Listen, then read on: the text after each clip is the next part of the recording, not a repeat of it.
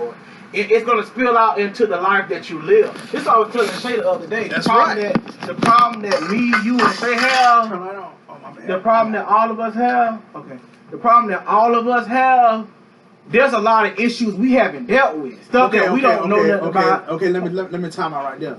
Let me, because that's a. I ain't gonna, but I don't take the severity of me saying we have a problem, because in a sense we do, but in a sense we don't. Right. I'm not gonna go there. The reason why I wanted to interject, if I may, right there, that is a very valid point. In my humble opinion, and Shay made it was a very quick, relaxed statement, and it was running true. Because as soon as I woke up this morning, I went to YouTube, typed in introduction to business, and I hit enter. I just let some 19-year-old YouTuber just talk about basically the same thing what a college instructor at St. John's was talking about in an introduction to business class. Then Shay, after about 15 minutes of hearing that, Shay was like, "I've been on that forever," and he said, he was like, "If we would have been hearing that instead of learn," he's like, "We should have been learning that when we were just not really learning, but it's kind of like a passive, I was doing this. It's like a passive interaction with that versus a passive interaction with biblical stuff." And after he said, I'm paraphrasing, he said that, after he said that, I said, yeah, because sometimes the interest, the topics that the Bible discusses is too much too quick. It's like I can't even, and he made a good statement, because he said the 10 Commandments say thou shalt not kill, steal, and destroy, and then he said it's other places in the Bible where God sent out people to do them things. So for a child, and the only point I'm making here was the point was he made. For a person, it's not, when you understand it, it's good, but when you get it too quick, too fast, out of context, because of passion, because of zeal, because they're telling you to be passionate, but at the same time, see, the whole thing is how you look at a thing. Okay, we technically, humans are geared to focus on the problem. Right now, we don't have finances. That's our main problem. So we're deeming our life to be bad because we don't have finances. No, never mind the fact we ain't never killed nobody. Never mind the fact that we ain't never been to jail. Never mind the fact that we don't have felonies. Never mind the fact that we are pretty decent people in society and we want to do good things in society.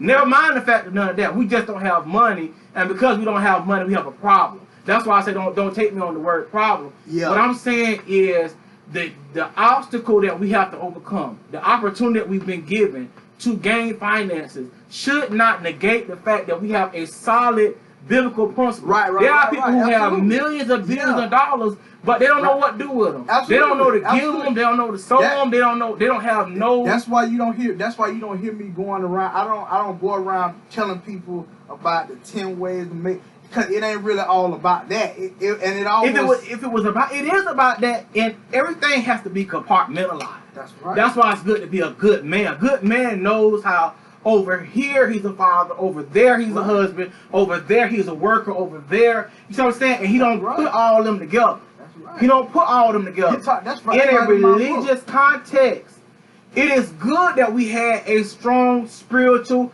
because of what we were raised around and how our father was. We could be menaces to society if we did not have that spiritual foundation. Yet and still, that's not the only thing to focus on in one's life.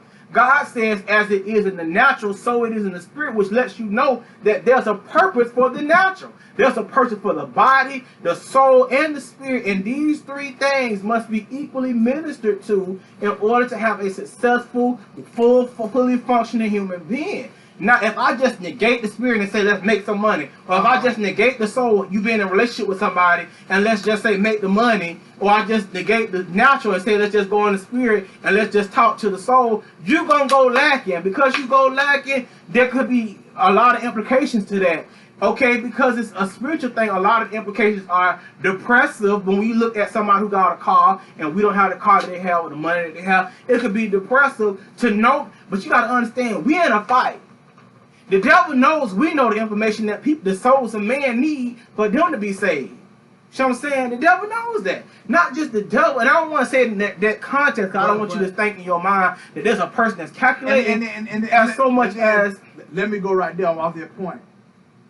it ain't nothing wrong with the discussion of quote unquote religion. It's something how you receive. It's like and that's why I say it's an internal struggle within myself, and that exists within all mankind. Like I said, it's certain things that are private. Yeah. It's your personal interpretation. It's things that bother you that you have not may have not dealt with or got settled in your life. Well, God, if you're so good and you for me and all this, why am I going through all this bad stuff? Why I got this going on? Why I got this going on? I had good intentions. I want to do the right thing. I still didn't see certain things manifest. I have those same issues, and I really want to push back too, in a sense, from that religious background. But the problem that I find that a lot of people don't realize is just because medicine has side effects that are not good for you doesn't mean you don't need medication. If you are sick, you need to take the medication for it, do what you need to do, and then you need to find a way to manage the side effects so that you will not, you know what I'm saying, stop taking the medication. Like if I say because I sleep too much on this little tutor, because I eat too much on this little tutor, because I'm gaining weight, I don't want to take it, I'll be in somebody's mental hospital trying to be slim and trying to be woke all the time. You got to understand with everything there's a backdrop. And unfortunately, because you know a part of the word, not to say that you know all the word, but just because you were introduced to a level of relationship with God, you are the target of the enemy because you have the Spirit of God. You've been given the Spirit of God when you was in your mother's womb. So you know what's right and wrong from the beginning. You already have an internal sense and compass. Man, I shouldn't be over here doing this. I should be over there doing that. Now for you to attack that foundation because you don't have the financial things, or for you to attack that foundation is for you to fall under the lie of the enemy, because that's what he came to do, to make you feel like something wrong with you for having a moral compass in God. You can blame that having a moral compass in God for the reason you didn't kill a woman when she did you wrong, when you didn't kill your children when they got too overbearing. You can use that the reason why you ain't tried crack cocaine and turned into a crackhead. So we got to blame good on good and bad on bad. Right, let me say this right here. That's a very valid point. I remember one time you was talking about something and you said, that's a very valid point that you made. I am specifically a target of the enemy because he know I have the Holy Spirit to reach lost souls. That's right. That's where you get the care from. But the thing is with me, what happens with me, this is, and some people might, I'm going to put it like this. I will almost, a part of me is objecting to what I'm about to say because of how I was raised. Mm-hmm. Literally, not figuratively, in any way, shape, or form. I firmly, in my head somewhere, I feel like, and this kind of goes back to what y'all was saying earlier, sometimes when you don't have rules and stuff, people do weird things or whatever. Mm-hmm. I literally feel like this. Mm-hmm. I feel like this, and this is something I firmly believe in. I feel like one reason why I was ignored by Tiffany, one reason why I went through the emotional struggles, feeling of loneliness, feelings of strong emotions in the context of 906 was because there's a specific group of people that I'm supposed to meet and I got to speak into their life. And if I don't, I believe their souls are going to be lost. Now, in that mission, how I am... You still got other things you got to do in life. Well, yeah, but then, I'm going to say this right here. And I'm kind of going off on a tangent. How can I say that? Okay, if I'm trying to be a good... Okay, so my main goal... Really, it seemed like my main goal is business school and stuff, but my main goal, let's say, is to reach them people, reach lonely, and there's no specific way to reach it. Right, that's what I'm saying. Your life in totality can with reach me, them. If I try to, I'm gonna tell you how God did with me. Everything I think I know, He'll make it to where I don't know that. So it's like the more I try to manipulate and try to put my hands on His work, it's like the more I've seen it fail. Mm-hmm. So a lot of times what I have to do is, and it's very hard, it's something that I had to learn how to do, and I'm still learning every day. I learn every day. I almost have to take a step back out of that, quote unquote, that leadership role, active role, exactly, mm-hmm. in that position, and kind of have to take a pass. I almost have to say, I do stuff like this. I say, okay, if I want a soda, okay, I want to go to soda, I'm going to go to Yash. I say, nah, I ain't go to Yash. I go to one furthest away, and I meet somebody like I met the guy at JTA on Friday. He was talking about his girl left him, and talking about, I ain't even asked for this. I ain't prayed to God said let me meet somebody, and we was talking, and that's how you know God real. He real. But I'm gonna say this: God give you a choice on how you want to do whatever you do. Yes, you've been called. Yes, you've been mandated because you come in contact with the truth.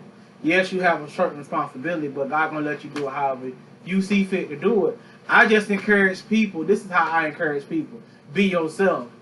A lot of times we get in trouble for being ourselves. When we talk too much in school, you talk too much. That's who you are as a person. You talk a lot. Or you did something with good intention and you get in trouble for it. A lot of times it's gonna make you say, well, maybe I'm just be quiet, reserve myself. But what it does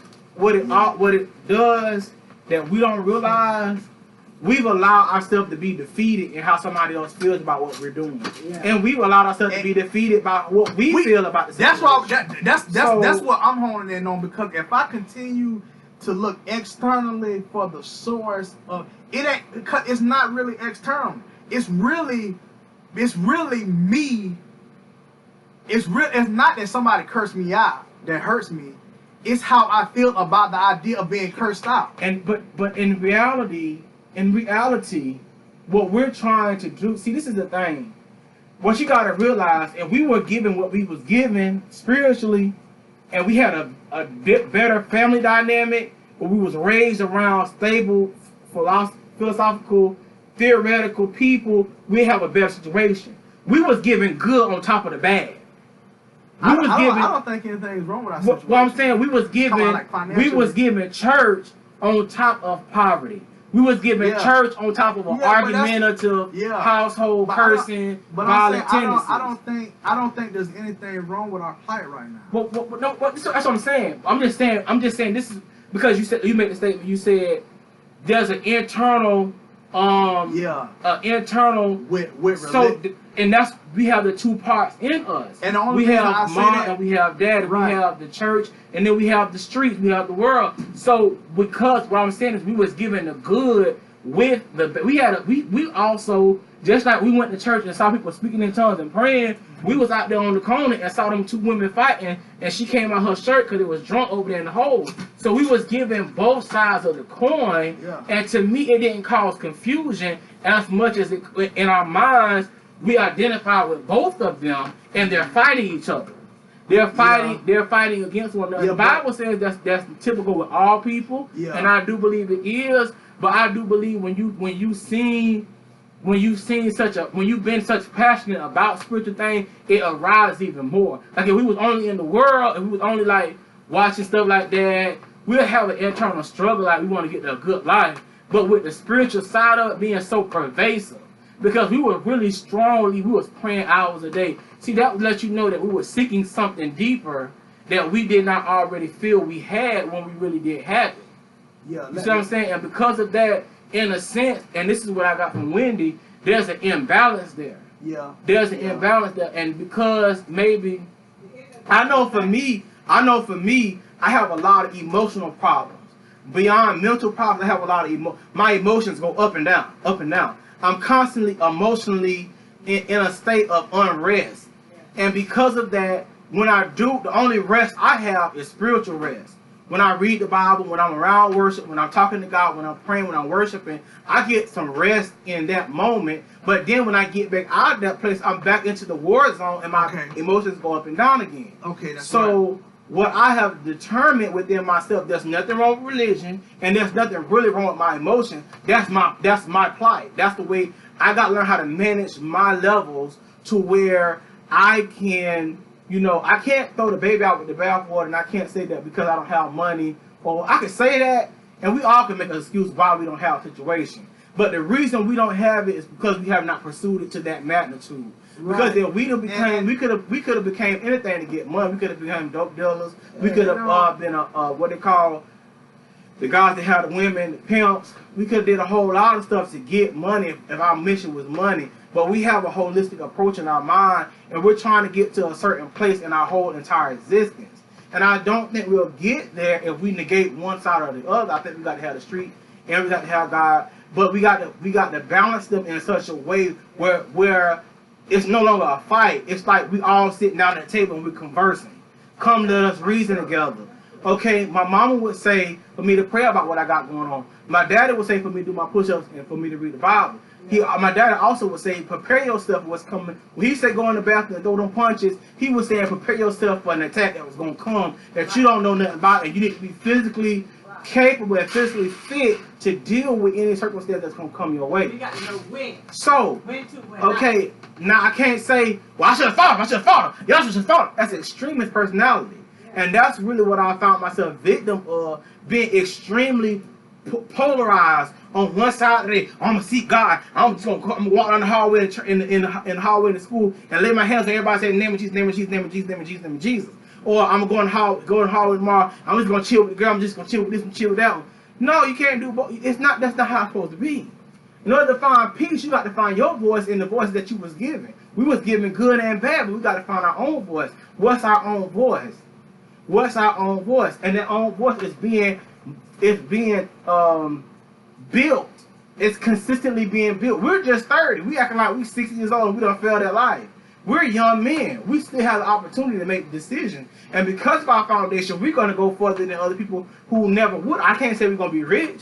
I can't say that we're going to be this or we're going to be that. Everybody wants to be rich. Everybody say they got a talent. Everybody say they're going to be the next star. They can sing better than everybody. They can preach better than everybody. They can do everything. They can play basketball better than everybody. Everybody think their skill is the skill that's going to put them on top. I can't account for that. All I can say is we are going to be in a better place because we're already in a better place. My classmates have been to jail. My classmates have children that they can't take care of. My classmates have been from job, and don't have a job. Some of them have a job, but they're on the verge to lose a job, about to lose their mind, about to lose everything. They don't have the skills to know to pray and read their Bible in those tough times. All they know is try a drug, drink this alcohol. And that might lead them into a car accident, or that might lead them to addiction that I probably will never be a part of because of my foundation. I got to be thankful for my foundation. Okay, I'm done. That's very good. One thing I want to say is one of the hardest things that I found in my life is being versatile. Mm-hmm. It's hard for me to, once I go to McDonald's, I'm already then you gotta go to the library. Exactly. And you gotta Exactly. And I want to relate that to management. One of the hardest things in management is being versatile. I had 3 co-workers, 3 crew members. One of them name was Quita, Christina, and EJ. Mm-hmm. With Quita, you can't. With Quita, you gotta make it a joke. Because if you don't make it a joke, it's just not gonna work. If you do it any other way, it's just not gonna work. Mm-hmm. I had another. It's all on the same ship. Christina. With her, she had been working in McDonald's for so long, so she was hungry for advancement, so she was looking for education. She wanted to know what's the temperature of the oil, what's the temperature of the UHC, what does UHC stand for, what does HLZ stand for, why is McDonald's, why do they have 2 drive-thrus, what does CTP stand for? So she wanted to know all that. And with EJ, his name was James Kennebury at Dreads, the typical probably urban guy, probably done sold some work. He was more like an independent guy. He wanted to really be honest with you. Most of the managers thought that with him, you need to do the most oversight. But really, I walked across the street. I went to apply to other jobs while he ran my shift. So, and that was very hard to do. And the only way I've learned how to do that, and I was telling it's a process to change. Right. First of all, practice is very the key thing. But the reason I want to say it like this, because I was trying to make a point. Mm-hmm. I actually one day, I remember I got my 2 degree. I said, what's the first step in changing behavior? And that implies that change of behavior is a process. The first thing, in order for me to even get to that level of being versatile, I had to first be encountered with information on different styles of management. It's just a thought that never crossed my mind. In fact, I thought of McDonald's burgers and fries. I never thought about different management philosophy. But there's a process. You gonna turn that water on? There's a process to change. And something else I wanted to say. Yeah, versatile is one of the most hardest. Is what I found personally was Cause it's just we're inertia. We're people. We believe in inertia. It's kind of like, you know, when you walking, you don't want to stop walking. When you sit down, you want to stop sitting down. But for me personally, and I think it's just a human nature thing. What's appealing to me is something I don't know. When you're doing that hair, I don't know how to do that. So it's like I'm eager to learn. If I already know football, football kind of is lost its luster because I already know football. It ain't. It's not really that appealing to me. It's like, okay, I know football, but even in that can be a danger because you might think you know something that you don't know, and that's why. Well, and that's a good thing, and I do understand when you say when you make the statement that you have to approach stuff with a certain level, because the only reason I say that is because, and that goes back to it's hard to balance. You see what I'm saying? That's what I'm saying. We're highly intelligent people. Yeah. And that's where Auntie Marcy, Auntie Cherry, and that's where we get all. That's why I have to carry a pen. You see, like when I'm around certain people, I have to do certain things, and that's the reason why when I'm around you, I have to carry a pen, because when you talking, and that's the benefit of iron sharpen iron. Your words can spark stuff in me, and that's the benefit of going to college. I'm not telling you to go to college to get a degree. That's not what I'm telling you. I'm telling you because there's greatness on the inside of you that won't be locked until you get around other people. That's the only. It's like. And then, but I understand what you're saying, but then again, when you say and this is what I'm trying. This is something that I'm trying to work on. This reason I'm gonna say that, make the statement, because this is something I'm trying to work on. Okay. I don't want to discredit myself in telling you what needs to be done, just because it seems like I'm telling you something that I don't want to preach to be preachy, but then again, I got to enforce my message, so I got to sound preachy. You got it.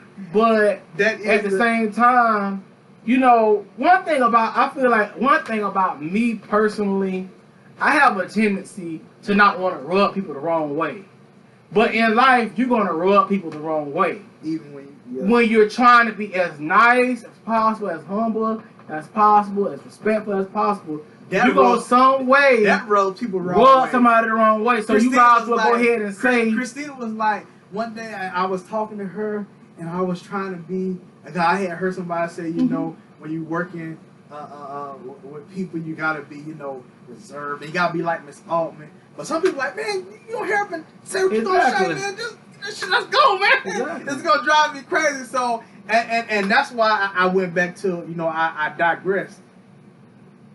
Let me take that again. It's almost impossible to be versatile, because, and I'm gonna tell, and that skepticism is good. That's a sign of intelligence. And I'm not skeptical. I'm just trying to make. I'm saying that thing. What you mean by that? By impossible, I'm gonna tell you why. I can argue with science all day. But I'm saying when you said that, the first thing I thought in my mind was the human body. Okay, right. Okay, let me say this. Your heart can't stop pumping blood right now. No, that's not what I'm talking about. What I'm saying is there's a versatility in everything. Right. We adjust and we adapt to whatever surrounding we're in as a human being in order to stay alive. So what I'm saying to keep homeostasis, when we eat this, we eat something cold, our body warms up. When we eat something hot, our body cools off. So in a sense, we do somewhat have the ability to be versatile, but it's not an easy thing. One thing I don't want, like you said, you feel like a person has to go into it without not knowing to a certain degree, to have the desire to learn it and to have the openness to get the concepts. I feel like one thing that can't be, I feel like, and I gotta use that word feel very loose. When I say feel, I use it very loose, because I know a lot of people say it's not about how you feel and all that. But at the same time, it is, because I'm using the word feel as a synonym for think, thoughts, believe, understand, and grasp the concept of. So I use that feel for that, and I'm not saying all that. My belief system is, if I walk in a certain thing saying I can't do it, I'm not going to even try. So for me, that behavior is detrimental. I got you. Now, on the other side of that, you do have to be a realist and say what you really can't do. I can't fly. I can't fly. Right. My heart can't pump Kool-Aid. It has to pump blood. So it's certain things you have to do. And that's why I'm just we're where if I could write what I'm trying to say, it would better convey what I'm trying to say. I'm not trying. What I'm trying to say is like, if you, let's say right now, okay, I'm gonna use myself as example. Let's say right now I got $20 in the bank account, and I know I don't have no other way to get any more money. Okay. And I like working at McDonald's. It's easy for me. Okay, that's a bad example. Let's say I had a business. Let's say my business was selling shoes. And let's say up until this point, let's say I got money, but I only have $20 for my profit. I say, man, I'm looking at a new way to improve my business. So let's say I found out about a different type of shoes, like those boots over there. Let's say up until this point, I've been selling nothing but sneakers. If I want to market those type of shoes in my store, and from a business mindset, I know that those shoes are made out of a certain material that they don't even source here. I know that it's material, but I don't even, in South America, they source rubber. I can't be like, I can't do that. I know about different types of material, but I don't even know how to go to South America and to get the rubber. More importantly, you see how quick that black snake moves? I don't mess with snakes like that. I don't want no snake.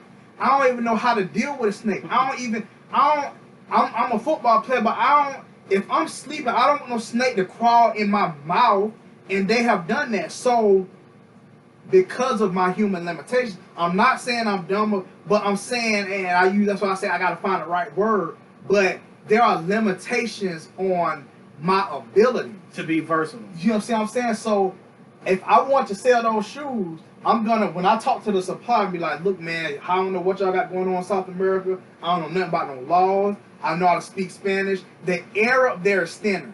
If I go to South America right now, I'm gonna have to chew leaves to get in my saliva, to get in my heart, so my heart can expand, so I can deal with the air. So that's what I mean. It's not saying I'm not taking away my credibility, because you're gonna need that. You know, okay, I'm in principles of finance. Yeah, y'all talking about time value of money and compound interest and current ratio of liquidity, solvency, and profitability. I don't know nothing about that, but I do know, you know what I'm saying? I do know something, right. But what I'm saying is like, I can't, it's like, it's hard because you got to take, before I used to go into class, Jack, I'm talking right now, I used to go into class 5 minutes and everything. Me and you the same. So, okay, if she talking about something, I'm going to already be, if she's talking about apples, oranges, I'm going to already be like, oh, what about bananas? But what happens is, that's the only way I'll be engaged. Right, I know, right? So I don't even, if I go into class, like, and that's very good that you know that. That means that you're introspective. So what's going to happen is, and that is one of the reasons. But I'm still open to learn. Now, if I was like, right. I know everything about it, that's why I would. I'm going to say what I'm learning about a college classroom. What happens is the college instructor, you got to understand, these people are dealing with problems. They got a life too. So what I found out in myself is that when I do that in the class, it disrupts their flow and it hampers their ability to teach the material. Because what happens is, I don't blur that. But I have. That's what I'm saying. I was in physical science. There has been times where I have done that, but it was like a segue into the next thing. A good educator would offer periods of the learner saying, you know, hey, I heard you say something about this. Yeah. Yeah, I heard something you say about this, so let me go into that. But I've noticed that I did that one time, and it wasn't good because it could throw the whole thing off. And it's a issue of generalities versus specifics. Yeah, I know about accounting, but I don't know about accounting to the extent of maybe a CPA would. Right. And when sometimes in certain sections they're really trying to go depth, and that's really what stuff is about. But even to me, and this is my thing, and I think this is where this is something that I'm working on myself. Is why when I'm talking to somebody, being able to be an active listener and actually listen, not try to come up with the next thing I'm gonna say. Because that's a hard task for me. Because I'm just so engaged in the conversation that my mind is clicking while you're talking, and to a certain point, I'm disengaging, being a fully engaged listener to get the full depth of what you're saying. And a lot of times, you know, that's a bad thing, but Those are things I'm working on. But as far as, I do agree with, you have to come into a field with a certain level of, I need to know what you know. You can't come in there trying to impress somebody with what you know. I don't think I've ever done that. Maybe teachers or people can rebut against what I'm saying. I think when I have gone to classes, when I was in elementary school mostly when this happened. Mm-hmm. Like in college classes, I never taught. Unless I have a presentation, when I talk, people are like, wow, I didn't know you could speak that well. Yeah. So I'm usually reserved in public settings for numerous of reasons. I like to be observant, but ultimately, I don't like to be way out there. Cause when I start talking, I have a lot to say.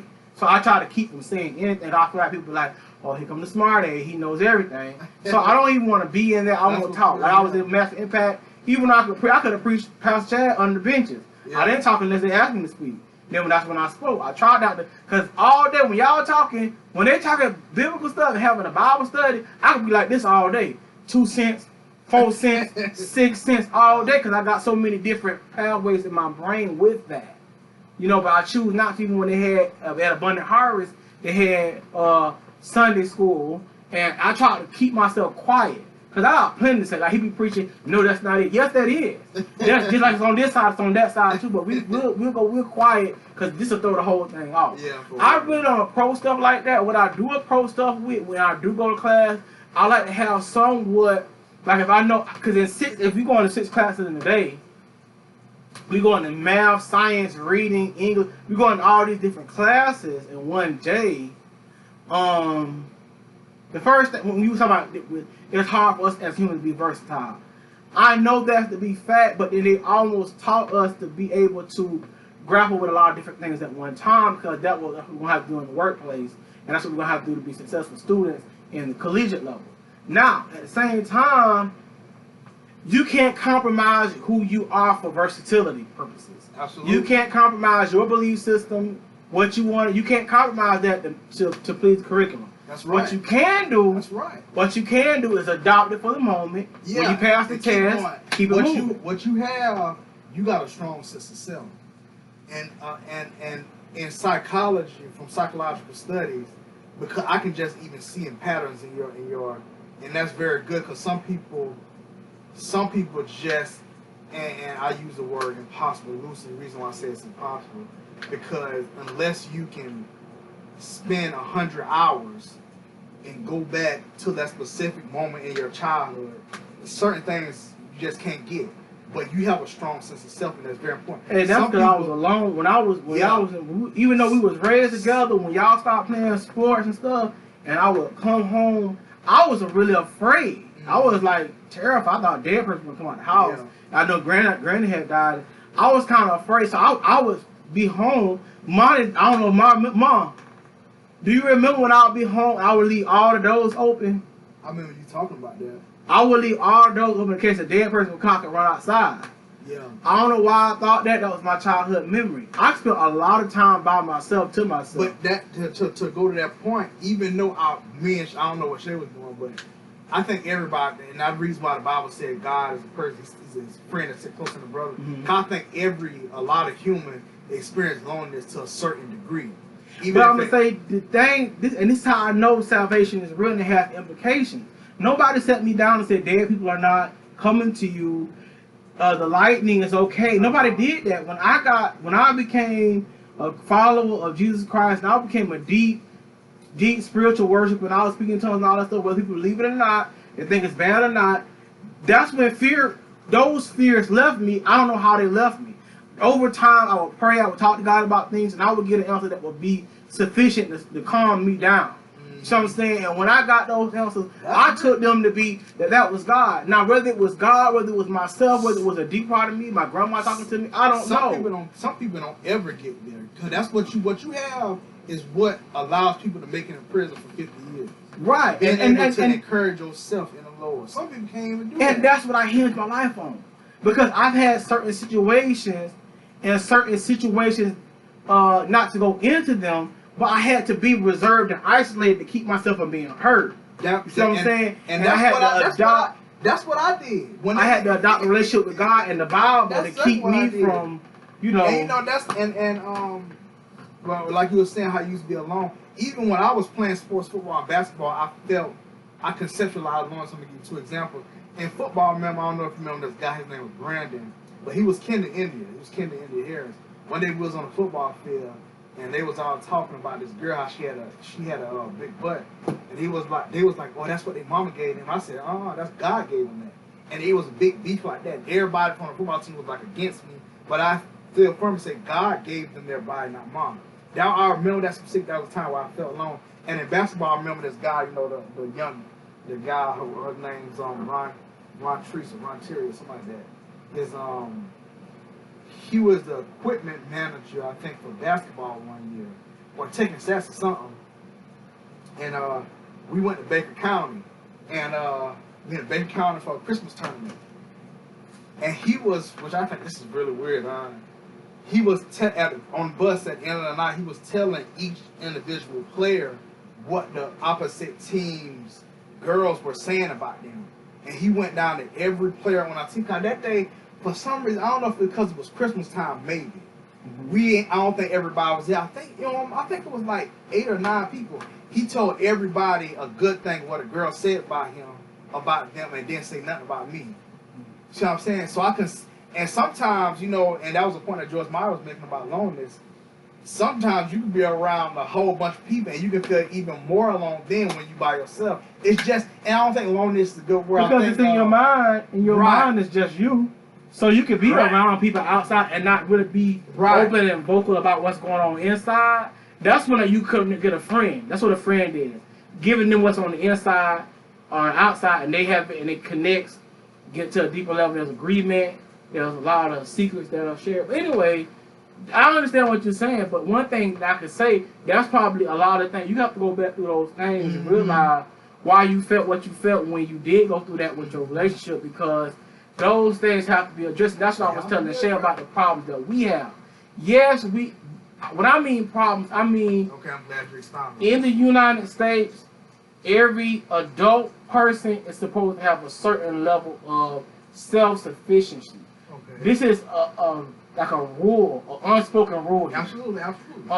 They're supposed to work 8 hours a day. They're supposed to work, but they're supposed to work. They're supposed to actually be at a job where they don't want to be for 8 hours of the day, and they have to have their own home. They have to have some mode of transportation, whether it's a bicycle, the bus, or a car. They have to have responsibility. They have to have rent to pay. Or they're with somebody they're living with. Okay, these are certain things that I feel like me and Shay, if not you, I can't call for you, but me and Shay have had a discussion where we feel that we have a deficit in that as an American person. Why this thing is not flowing for us. I do too. And I'm gonna say. Let me give you some insight into that. I'm gonna give you some. It's a lot. For one, us being in Putnam County and there are not enough jobs for every adult. That's one, but.